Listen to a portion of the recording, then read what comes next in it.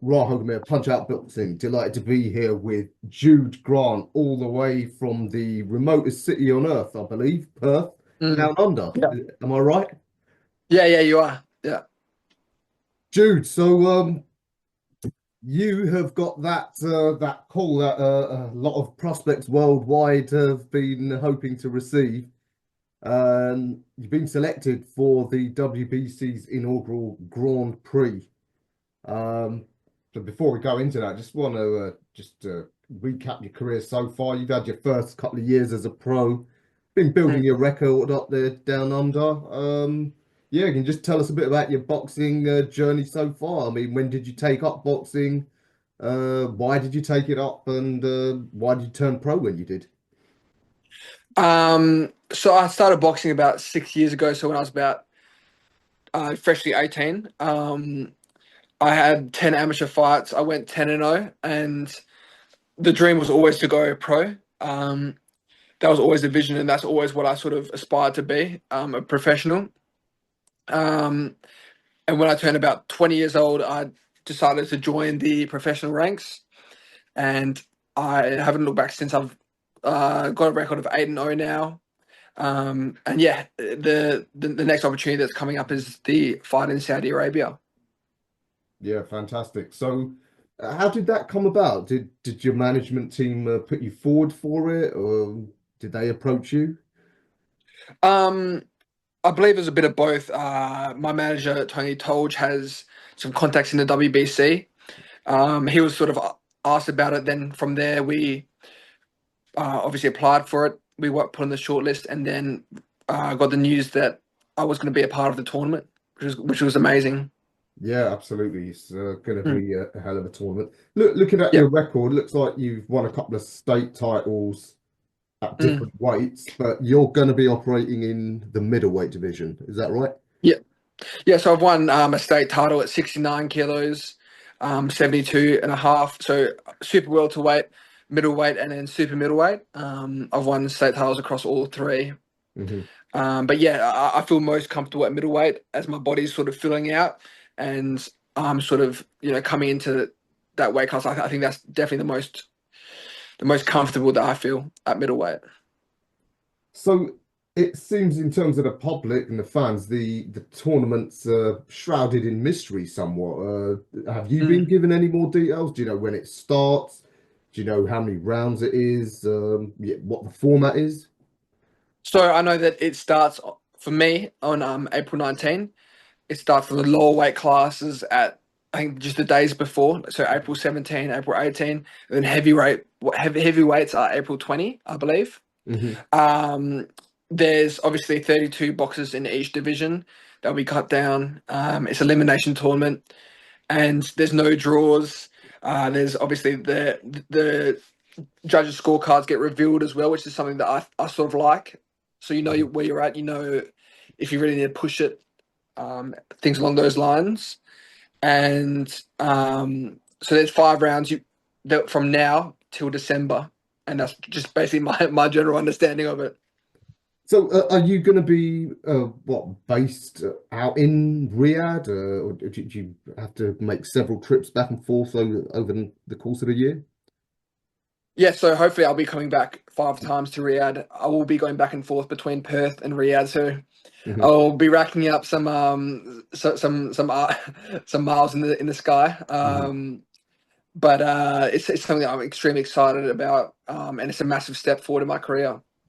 Yeah, absolutely. And I guess being from Western Australia, the desert Mm. climate over there won't affect you too much. Oh, Got a pretty absolutely. good It's desert out perfect. there. Yeah, it's perfect.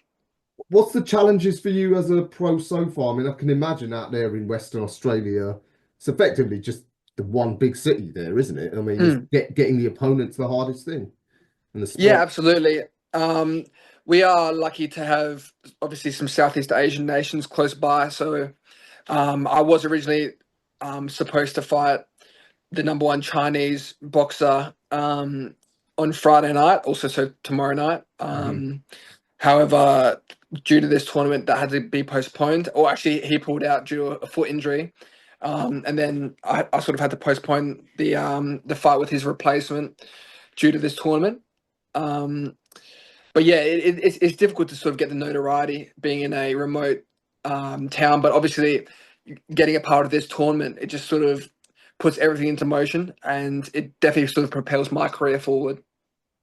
Yeah, absolutely. And in the traditional prestigious division of middleweight, especially, Yeah, which yeah, is probably crying out for a star, yeah. last few years. Well, yeah, 100%. It feels like every other division sort of taking off, except for middleweights, which is funny because I think middleweights behind heavyweights is the most prestigious division, as you said. And I hopefully want to fill a gap in the market there. Yeah, no, obviously boxing down under, it's pretty thriving. Mm. Most of it's probably on the East Coast, but Yeah. nevertheless, you got obviously there's in a couple of weeks a big show there with Cambosa. Jai Mm. Alcatraz has a wrecking ball across the cruiserweight division. A couple of Yeah. the ladies like Sky and Sugar Neeks are Mm. doing good things. Mm. Perfect time for you to sort of get your name out there, and who knows, maybe be snapped up by one of the big promoters and be on some big shows in the coming years. Oh, 100%. The opportunities I feel like are endless right now in the Australian boxing scene and in the world boxing scene. I feel obviously with the new promotion being announced, TKO with Dana White, that's obviously another avenue as well. There's you know, it's never really been a better time in boxing. Obviously, not while I've been alive anyway. I think there's a real big opportunity for boxing to sort of become a household sport again, and for boxers to become household names. Yeah, you're right. I mean, I've been alive a lot longer than you and followed the sport Mm, a lot longer. And yeah, you're right. In terms of yeah. opportunities, Mm, it's probably the best it's ever been. yeah. Do you follow the sport? Do you keep an eye on like the middleweight scene, both in Oz and the world? Yeah, 100%. I think it's really important to sort of see, who's being successful and, what makes them successful, and sort of look for gaps because you never know when you're going to get that call. Mhm. I make sure I look at both weight classes, super welterweight and middleweight as well, because I know I can make either one pretty comfortably. Um, I think it's important to sort of be strategic as well. Obviously, not put all your eggs in one basket, but it's important to sort of understand the landscape, as you said. Mhm.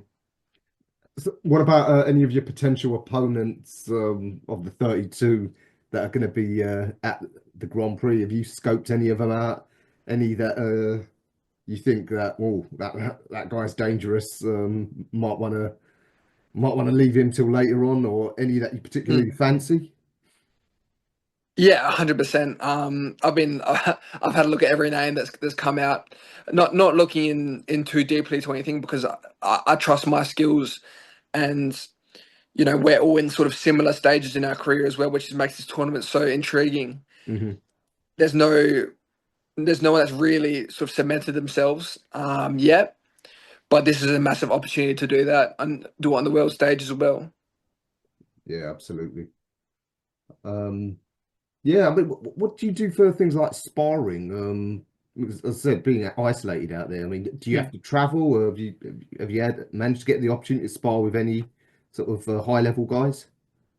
Well, I'm actually lucky at my gym. I've got like one sparring partner who's 7-0, another one is 5-0, another one, and that 5-0 boxer is going over to fight on the Tim Zoo card Hmm. next month.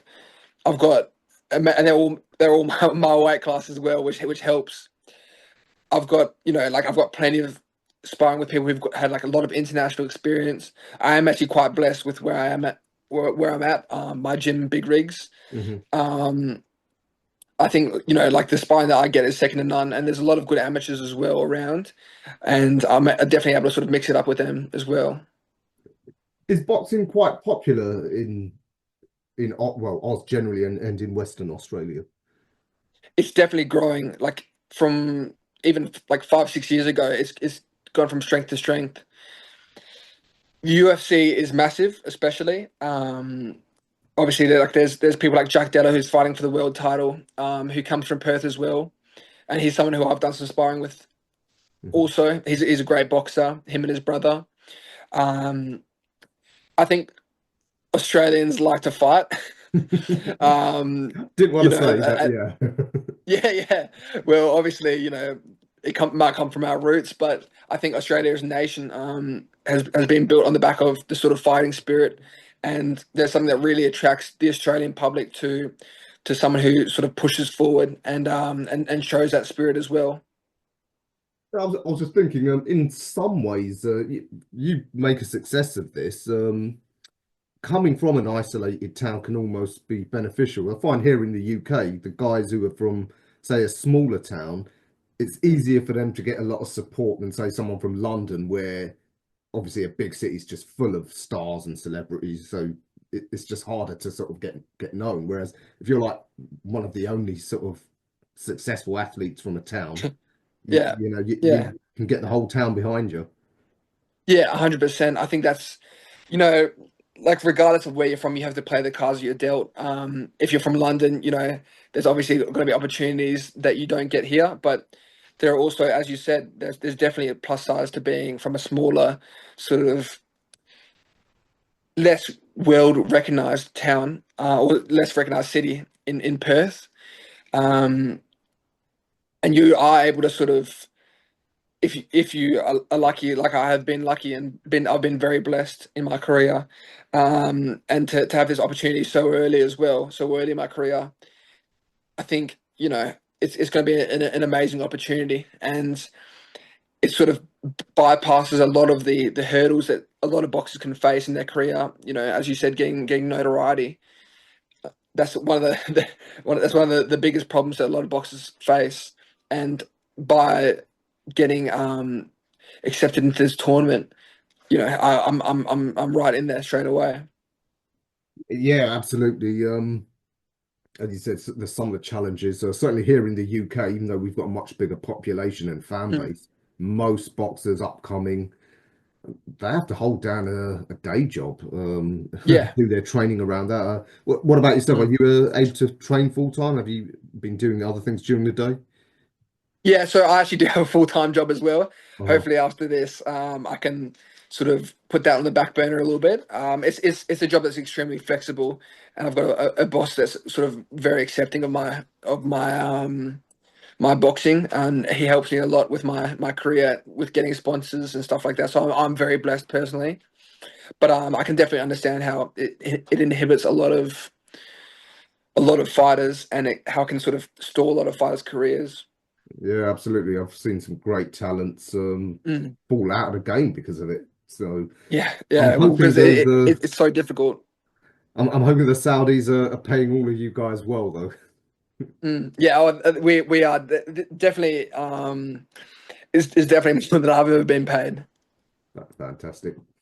And just tell us a little bit about Jude outside of boxing. Do you have any interests? I know often top level athletes, Mm, you eat, breathe, sleep your sport. mm. What are you outside of boxing? Outside of boxing, I feel like I am sort of similar to how I'm inside of boxing as well. I'm a very confident individual. Um, I'm very hardworking as well. I obviously like to enjoy myself outside of boxing and outside of fight camps. I like to spend time with my friends, my family, my girlfriend as well. And I think honestly, I'm just like I'm very, very competitive no matter what it is, no matter what sport. It can be ping pong. I'm just super competitive. I like to sort of compete. Um, and I feel like that's probably my most defining aspect, and something that my friends bring up a lot as well. Listen, you'll go far. Apparently, the great Evander Holyfield, he couldn't go past any game being played without Mm, challenging someone and telling you yeah. that he'd win. So, Mm, yeah, listen, that's the fighter's mindset. yeah. Um, all right, Jude, thank you for your time and for introducing yourselves to the fans. Do you know when the draw for the tournament's going to be made? Are you guys all going to be there for some sort of big sort of reveal? I don't know. You know as much as me about it. Unfortunately, at this point, I've squared away all my medical and my eligibility side of things. But the rest of it's just up to the tournament organizers. Um, I'm confident regardless who I'm versing. I feel like you have to be in a tournament like this.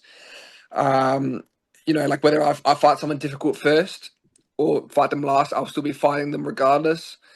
And I've got to back myself regardless as well. So whenever the draw is, whoever I come up against, I'll be sort of obviously cautious, and I'll be like looking at what they're good at. But regardless, I'll be confident in my abilities.